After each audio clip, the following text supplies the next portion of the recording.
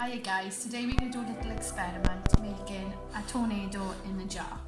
So first of all, we're going to add a tablespoon of vinegar. Just drop it in. Then we're going to use some of this variant liquid, which we put in a tablespoon again.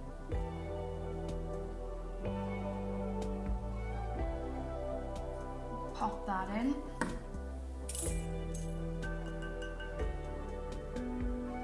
Then get something then so you can mix the variant liquid in. Then if you want, you can add a little bit of glitter.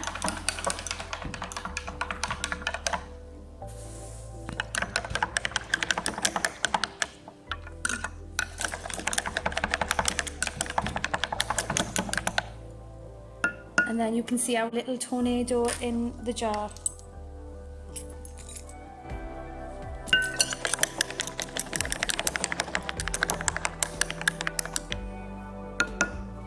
And there you have our tornado. And you can add whatever you like in it.